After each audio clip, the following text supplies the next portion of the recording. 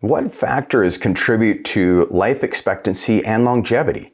In this video, I'm going to show you that it's not just the blue zones that define how long you're going to live and how healthy you're going to live. In fact, I think some of the blue zones may run contrary to the research that I've found supports. The other thing I'm going to show you is 3 core components that limit not only your life expectancy and lifespan, but also limits your health span.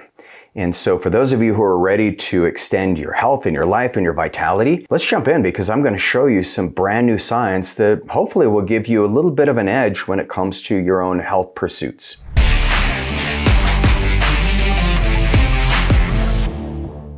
Okay, so there's 3 things that you want to consider when it comes to your longevity. Well, number 1 is thinking about your metabolic health. So when we run your comprehensive blood labs, which I know hundreds of you have sat down with me and we've looked at your labs through a functional health perspective, and you've seen all the colors, we have reds and yellows, and some of you have had the pinks where it's like this crisis going off. But the first 4 markers that we look at all relate to metabolic health.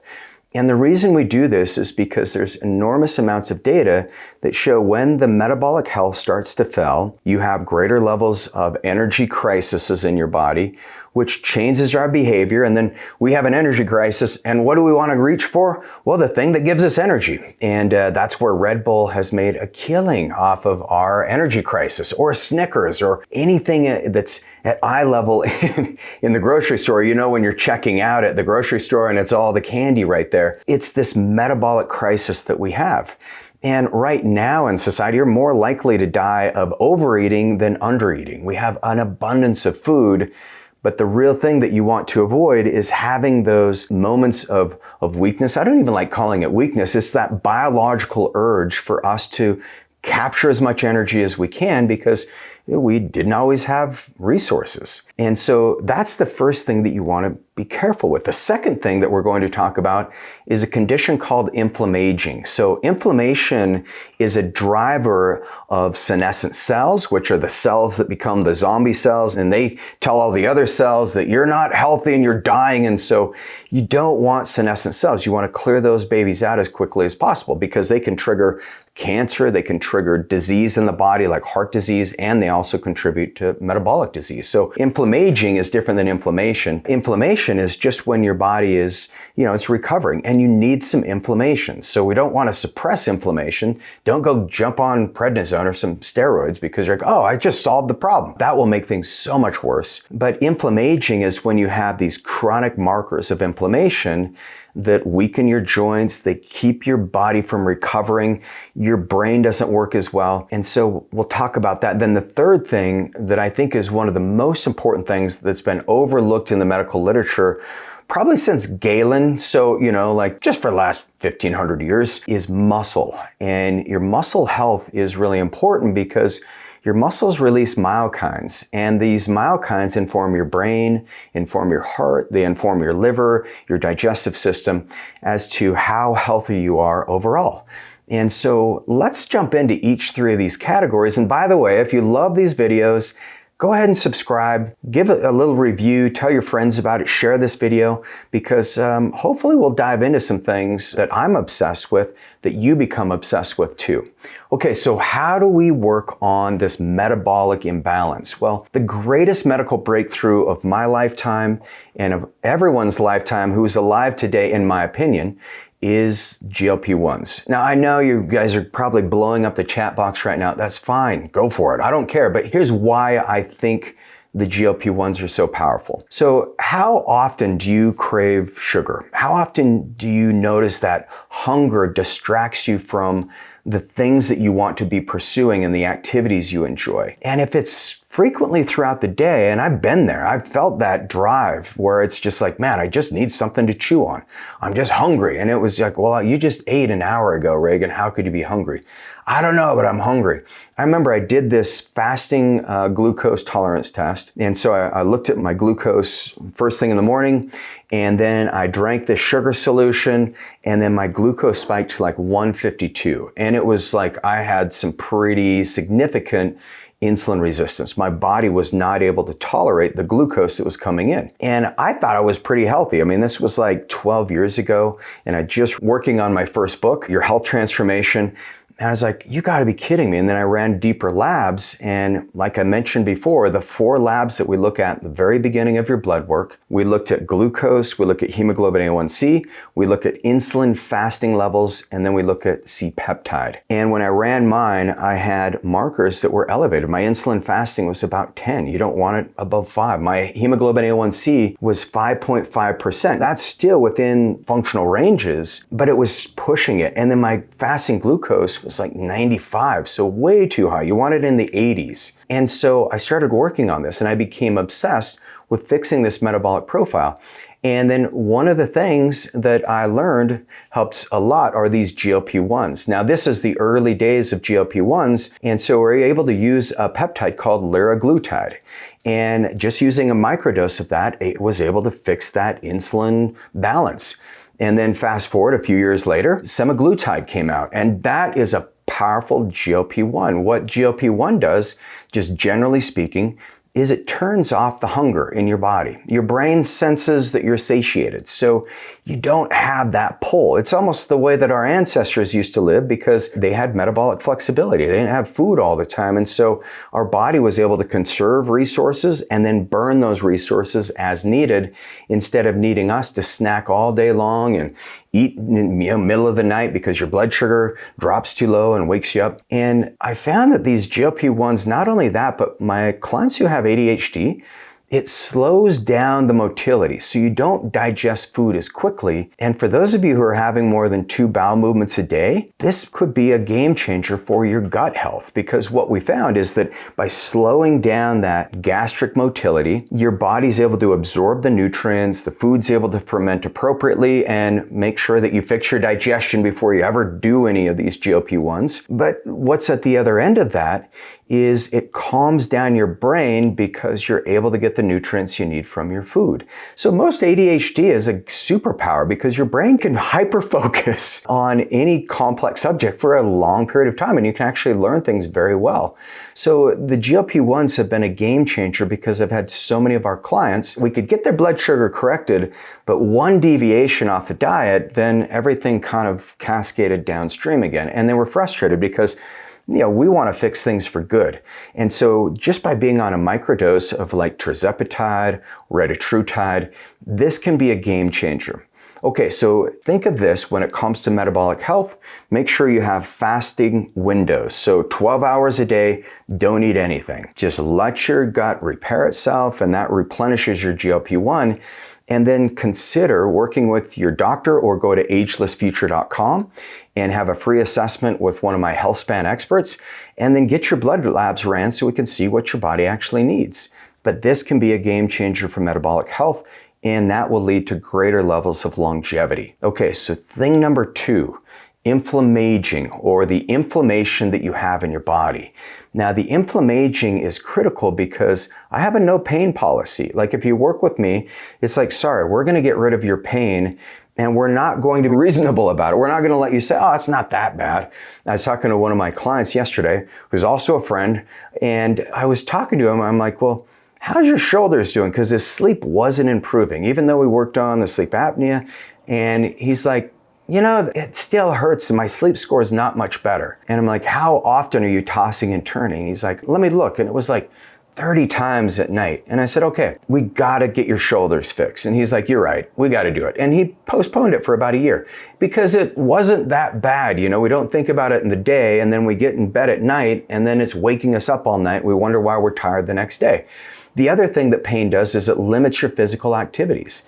And so if we're going to get you healthier next year than you are today, and if you want to really live a long life and die fast, then you've got to be able to exercise. There's nothing you can do to outrun a sedentary lifestyle. I mean, in the future, maybe. I mean, there's some really cool treatments coming up, but I wouldn't bank on it. And actually, it's just not fun. I mean, exercise is so good for so many different aspects of your health. If you can start exercising, then you start reducing inflammation. If you overexercise, you can contribute to inflammation. So there's a fine line, and that's where we have fitness trainers who have master's degrees in exercise physiology and kinesiology. They'll show you how to move your body properly. They'll show you when to push on the gas pedal, when to push on the brakes.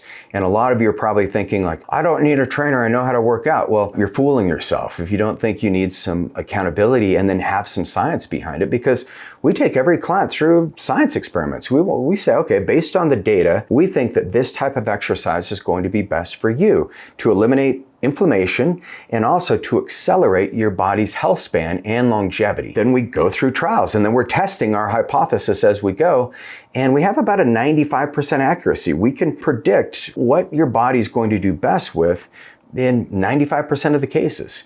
And now that we have the use of AI, we're going to be creating digital clones of you. So you have a digital twin, and we can run you through simulations, and then we can say, okay, it looks like this exercise protocol is going to be best for you. And the other thing with inflammation is peptides like BPC-157, thymosin beta-4 are dramatic at decreasing inflammation in a way that's not suppressing the inflammatory response. Like I mentioned earlier in this video, I was like, don't go rush and get on prednisone because inflammation's like the cause of all evil. Actually, what happens with inflammation is it triggers a response to break down old muscle systems and old structures so that we can rebuild the new. And then you have this hormone called cortisol. Now, cortisol is a natural anti-inflammatory hormone. It is the strongest hormone in your body. And cortisol's gotten a bad name, and I love cortisol. I'm just gonna come out and say it. It's like coming out of the closet. Some people are like, oh, you think cortisol is good? Here's why it's so damn good. Because in the morning when you wake up, you want your cortisol levels to be higher, because that's clearing out all the inflammation. All the sleep that you did the night before, your body's just removing those dead cells, it's promoting autophagy, you've got growth hormone that's released, and then this cortisol creeps in, and it's like, let's clear all that out so Regan can start clean. And you wake up with great energy, you feel good, you've recovered, you're ready for your workout. And that's the benefit of cortisol. Of course, it can get dysregulated, and that's where the first 2 months with anyone we work with, it's always that reset. We're going to reset the HPA axis, or reset the way that your cortisol rhythms take place. We're going to get your metabolic system reset. We're going to get your inflammatory systems reset so that your body can actually start recovering and repairing the way that it did when you were younger. So the best peptides, BPC-157, thymosin beta-4, look at your foods that you're sensitive to, because that can cause inflammation. And then correcting the gut. One of my favorite things for the gut is if you do bone broth, and then you do some colostrum. The lactoferrins and the colostrum are really good for sealing the tight gap junctions. And then the bone broth is just tasty. Once again, it's got collagen in it. It also helps support that gastric secretion. And you'll get a little bit of protein, especially if you eat like some turkey or you have like an avocado when you do your bone broth, because bone broth doesn't have tryptophan in it. So that's the only thing that's missing in your essential amino acids. Okay, so thing number 3 is muscle building. Now, muscles, just like I said, you don't want pain, so we're going to do stem cell therapy, we're going to do regenerative medicine. Some of you may need a treatment called alpha-2 macroglobulin if you have arthritis in your joints, because that will sweep out the proteases that's driving that arthritic response. Very easy, very safe treatments that you can do in office. Just go to agelessfuture.com, reach out to my regenerative medicine team. I've got phenomenal doctors that can help. So when it comes to building muscle, now that you've got rid of pain, the muscle is really important because, like I mentioned, you've got these myokines that inform all the systems in your body. So what's the most effective way to build muscle for longevity? Well, the first thing you don't want to do is have overly built muscles, because it puts more stress on your heart and the rest of the organs in your body. So if you want to just look like a freak and have these great arms, big old neck, I wouldn't mind looking like that, honestly. I think it looks really, really aesthetic when dudes have like big chests, big back, big legs. But it's like for longevity, it doesn't seem to bode well in the long run. However, we're learning new things all the time. So if you're plugging in like hate right now and you're like, no, more muscle, more better, is fine. I would love to see the data. But generally speaking, you want to have like really healthy muscles, not necessarily bulky muscles. Now, you want to think of the fast twitch muscle fibers are the most important for longevity because that's how you can prevent the falls. One study found that people who have a fall and they break the head of their femur, so they break the hip, you have a 50% increase in all-cause mortality just by that one fall. But what we learned is just by having these fast twitch muscle fibers, you can prevent the fall because your balance is dependent on these fast twitch muscle fibers. So when you're building muscle, think of muscle health. This is where Pilates is really important because it's lengthening and strengthening the muscles. I call it Pilates purgatory because my wife, she has 2 reformers. She's got this like crazy 6-pack. And she's not only taking you through these nice full range of motion movements, but she's also engaging the muscles the whole time. So there's no momentum. You can't like, with a kettlebell or in the gym, you can kind of force your way up, but you want to slow down your movements. There's another book called Body by Science by Doug McGuff, and he found that by doing 2-minute cycles on each major muscle groups, you're able to prevent the injuries that can come from lifting weights. Not only that, but Dr. McGuff's work found that if you do that twice a week, in some cases once a week, that you do it to failure where you're doing 4 or 5 reps in 2 minutes. I mean, that's very slow. This is what we call the super slow workouts. You're able to build enormous amounts of muscle. So hypertrophy is when you're really struggling on that last rep. You do have to embrace the discomfort in order to build muscle. And then the peptides that we found work really well for muscle building are anything in the growth hormone releasing peptide category. So you think hexarelin, CJC1295, ipamorelin, sarcotropin, one of my favorites, it's a liquid, IGF-1, tesamorelin. There's about 100 different growth hormone peptides. We use about a dozen of those 100 because they've been clinically tested. A lot of these are FDA approved for certain medical conditions. The second thing you want to look at is myostatin inhibitors. Now this will be big in the future. So think follistatin. A lot of people are doing follistatin gene therapy like Brian Johnson. He did follistatin gene therapy. It seemed to help a little bit. But you can use peptides like ACE031. You can use MOD-SC. Both of these are myostatin inhibitors. And you can start building really healthy muscles, and you don't need the steroids, you don't need the gear, but even testosterone. Just testosterone is, some people would classify that as gear. It's an anabolic hormone, but it helps us hold on to muscle. And if you think testosterone doesn't relate to you, well, if you compare the amount of estrogen you have in your body versus testosterone, what do you think you have more of? You have about 100 times more testosterone relative to estrogen in your body, women. And men, of course, we have even more testosterone relative to estrogen, but our bodies need testosterone. It's good for everything, including holding on to muscle. So those 3 things, if you fix your metabolic system, you get rid of the inflammation, and then you build healthy muscles, you're going to have this enormously vibrant, healthy lifespan, and you're going to lengthen your longevity, lengthen your lifespan. And then when it's your time, we want you to die fast. I want to die in like 2 hours or maybe 20 seconds. I'd rather have some time to get my family around. Anyway, I don't know. I'm going so deep into the nuances. I don't necessarily get to choose how I die, but I do know I want to die fast without chronic disease. That's what I want to help you do. Appreciate you watching the video. For those of you who want to go deeper on this, make sure you check out the video that I just did on the difference between men and women in the longevity and life expectancy. I'll see you there.